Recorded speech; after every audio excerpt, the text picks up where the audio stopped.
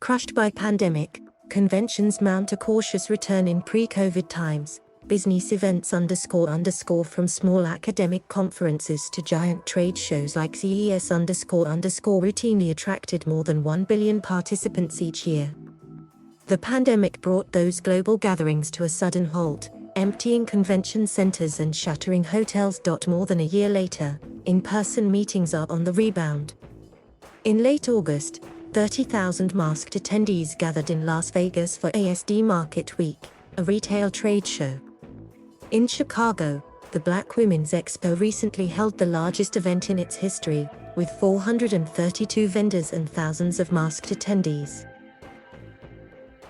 People are cautious, but they're glad to be able to get out and network with other people, said Dr. Barbara Hall, whose company, J-Blends Communications, was among the exhibitors at the expo. Still, it could be several years if ever before conferences attract the crowds they did before the pandemic.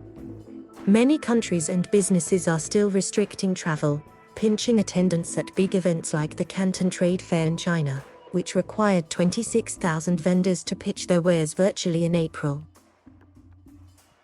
Health concerns also remain.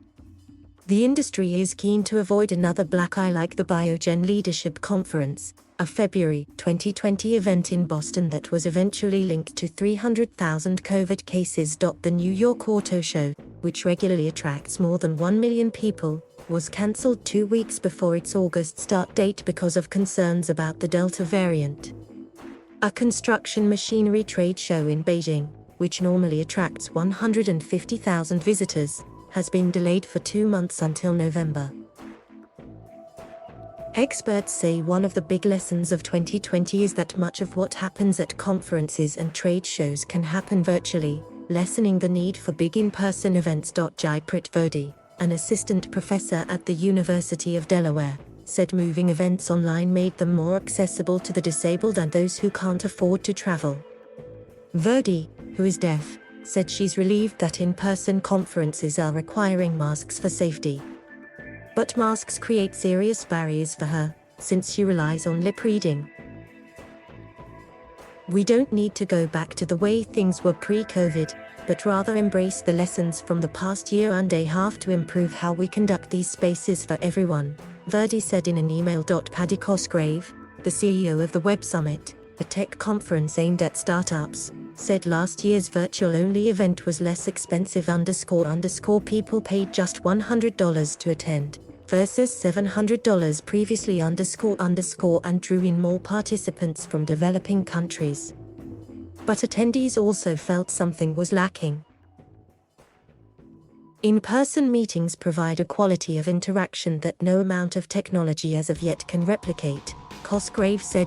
This year, the Web Summit expects 40,000 attendees when it convenes in Lisbon, Portugal, in November. Vaccines or a negative COVID-19 test will be required to attend, but masks are optional. The Render Atlanta Software Engineering Conference, scheduled for mid-September, is also requiring vaccination or a negative COVID-19 test to enter. To make attendees feel even safer, the conference cut a deal with a sponsor to provide daily testing for its 400 attendees. Masks __ which can be personalized at a decorating station __ will be required.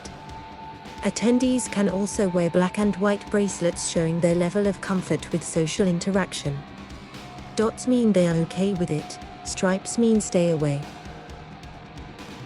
Justin Samuels, Render Atlanta Chief Experience Officer, said it's worth the extra hoops to gather in person. Render Atlanta is the only Black-owned software engineering conference, with an emphasis on culture that doesn't translate to a Zoom screen. Samuels said the actual art of human interaction has to happen in person. Samuels said a lot is riding on the revival of in-person meetings.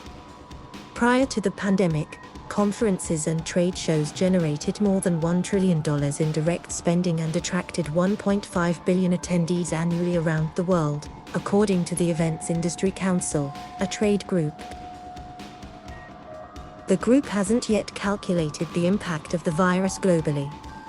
But the Center for Exhibition Industry Research, which studies the economic impact of U.S. business-to-business trade shows, said those events alone were expected to generate $105 billion in direct and indirect spending in 2020. Instead, that plunged to $24 billion. SEA doesn't expect a return to growth for the industry until 2023. Chicago's McCormick Place, the largest convention center in the U.S., laid off 90% of its 2,800 workers last year after 234 events were canceled, said Larita Clark, the CEO of the Metropolitan Pier and Exposition Authority. One of the complex's two hotels, the Marriott Marquis Chicago, was temporarily closed. The other, the Hyatt Regency Chicago, saw occupancy drop as low as 10%. The economic losses extend far beyond exhibition complexes. Fern, a 112-year-old Cincinnati company, builds exhibits and other infrastructure for 1,400 events in a normal year. But for most of last year and the beginning of this year, its revenue dropped well over 90%, said Aaron Bloodworth, Fern's president and CEO. This was much more brutal than anything I have experienced in my career, Bloodworth said. Bloodworth doesn't expect his business to fully recover until 2023. But he has been surprised by the demand he's seeing for fall, when his company will be mounting several hundred shows.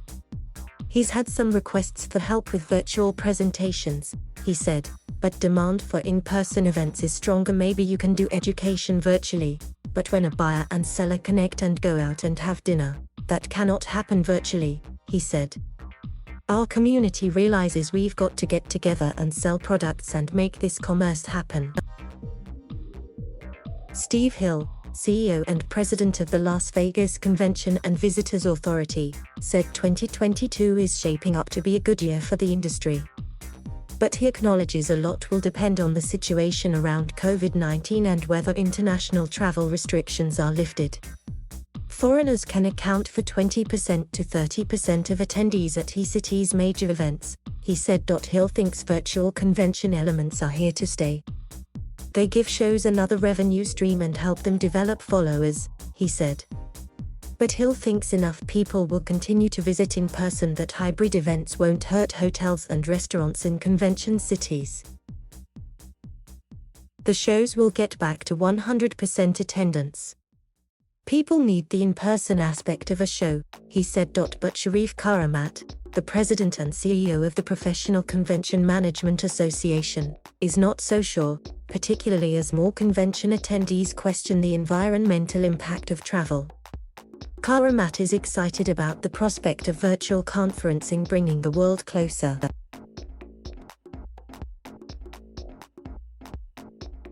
Thank you for watching. Please subscribe.